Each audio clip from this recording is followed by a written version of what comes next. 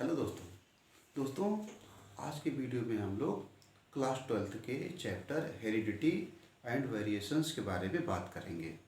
तो इस चैप्टर को स्टार्ट करने से पहले हम लोग हेरिडिटी का अर्थ होता है वंशागति और वेरिएशंस का विविधता। तो हेरिडिटी और वेरिएशंस क्या है, पहले इस पर बात करते हैं। दोस्तों, हेरिडिटी का अर्थ होता है कि ऐसे लक्षण जो माता पिता से उनके बच्चों में जाएं, तो इन लक्षणों को जो माता पिता से उनके बच्चों में जाते हैं, ऐसे लक्षणों को आनुवांशिक विशेषक या आनुवांशिक लक्षण कहते हैं। और इन लक्षणों के माता पिता से उनके बच्चों में जाने की जो प्रक्रिया होती है, इसी को हेरिडिटी या वंशागति कहा जाता है। और विविधता का अर्थ क्या होता है? विविधता या वेरिएशंस का अर्थ यह होता है कि जो जीव जंतुओं में जो असमानताएं पाई जाती हैं, जो विभिन्नताएं पाई जाती हैं, उसी को विविधता या वेरिएशंस कहा जाता है। और दोस्तों, इस प्रकार से जो आनुवांशिक विशेषक हैं, जो आनुवांशिक लक्षण हैं, उनका एक पीढ़ियों से दूसरी पीढ़ियों में जाने का जो अध्ययन होता है, वह आनुवांशिकी कहलाता है। और इनका अध्ययन आनुवांशिक विज्ञान के अंतर्गत इनका अध्ययन किया जाता है। अब यहाँ पर ध्यान दें कि जो आनुवांशिकी शब्द है, आनुवांशिकी शब्द या जो हेरिडिटी शब्द है, इसको सबसे पहले बेटसन ने सन 1905 में आनुवांशिकी शब्द का प्रयोग किया। और आनुवांशिकी की जो नींव है, इसको ग्रेगर जॉन मेंडल ने सन 1866 ईस्वी में ढाला। और इस प्रकार से जो ग्रेगर जॉन मेंडल हैं, उनको आनुवांशिकी का जनक कहा जाता है। अब हम लोग बात करेंगे यहाँ पर जो विभिन्नताएं होती हैं, जो वेरिएशंस होती हैं, वह क्या होती हैं।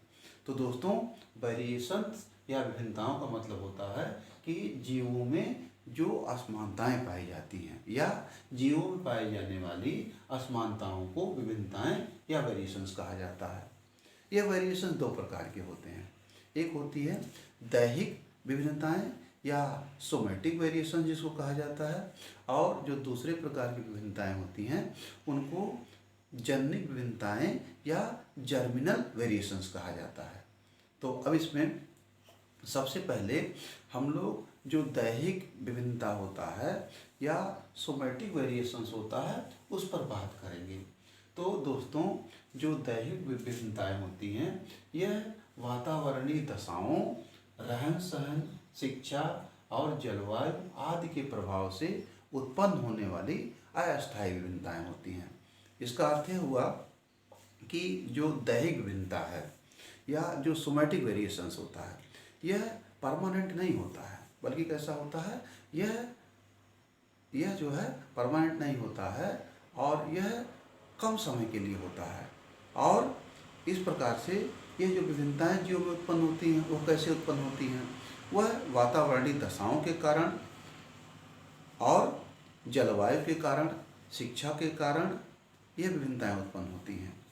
इसका अर्थ यह हुआ कि जो दैहिक विभिन्नता है या सोमैटिक वेरिएशंस है, वह कोई भी जीव अपने पर्यावरण से उनको सीखता है, उसको दैहिक विभिन्नता कहा जाता है।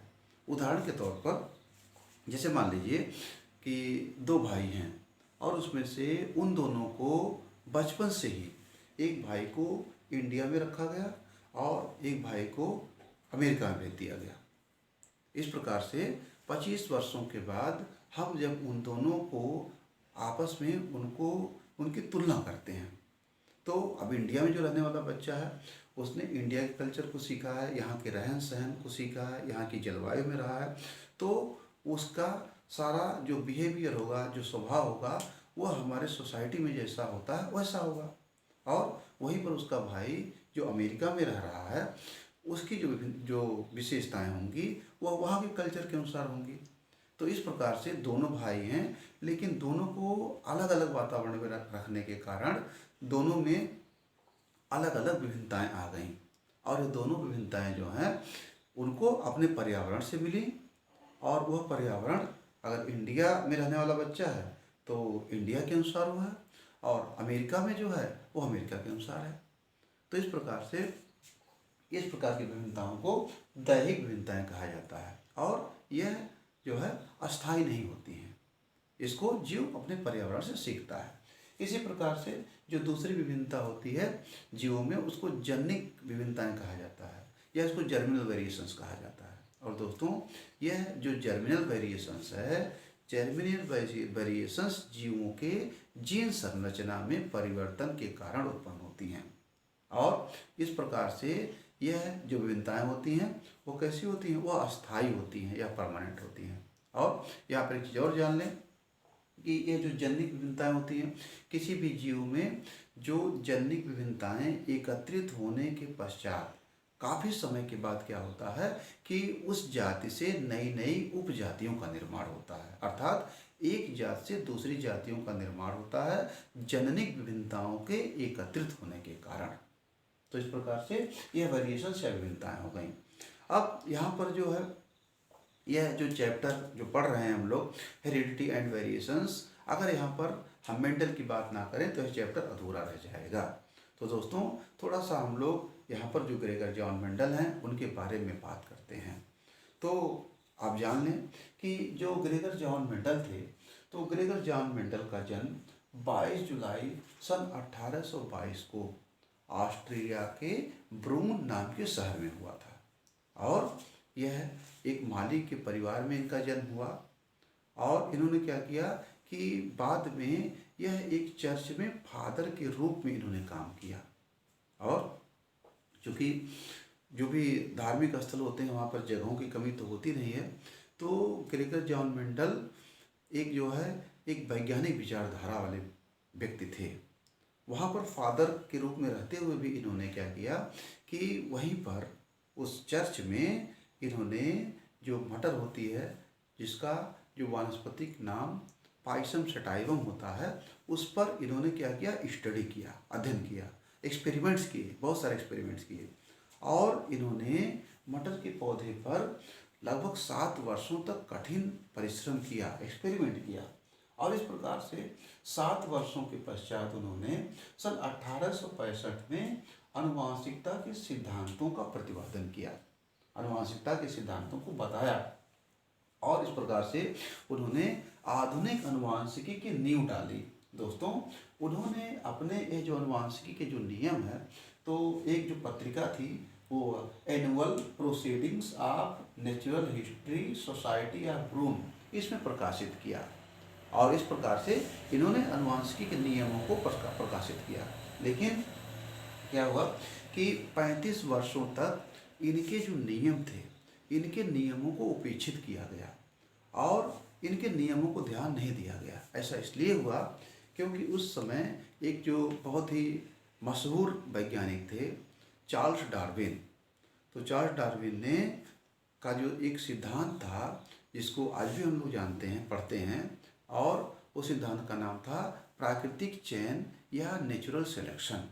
तो प्राकृतिक चयन के द्वारा नई जातियों की उत्पत्ति का जो सिद्धांत था, तो उस समय वो बहुत ज़्यादा हाईलाइट था और पूरे संसार के लोग, वैज्ञानिक, उनके नियमों को महत्व दे रहे थे।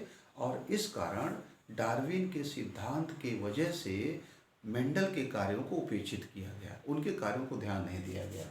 इस प्रकार से क्या हुआ कि मेंडल की जो मृत्यु हो गई, तो मेंडल की मृत्यु के 16 वर्षों के पश्चात क्या हुआ कि जो 3 वैज्ञानिक थे और ये तीनों अलग अलग देशों के थे, इन्होंने सन 1900 ईस्वी में क्या किया कि मेंडल के नियमों पर फिर से कार्य किया, फिर से उसकी खोज की। और जो वैज्ञानिक थे, हॉलैंड के ह्यूगो डीब्रिज, ऑस्ट्रिया के शेरमार्क और जर्मनी के कार्ल कोरेंस, ये 3 वैज्ञानिक थे। इन 3 वैज्ञानिकों ने मेंडल के सिद्धांतों पर, मेंडल के नियमों पर पुनः खोज किया। और इस प्रकार से क्या हुआ कि इन्होंने या मेंडल के नियमों को सारे संसार के सामने प्रस्तुत किया और बाद में इनके नियमों को मेंडलिज्म के नाम से जाना गया। और इस प्रकार से ग्रेगर जॉन मेंडल को फादर ऑफ जेनेटिक्स के नाम से जाना जाता है।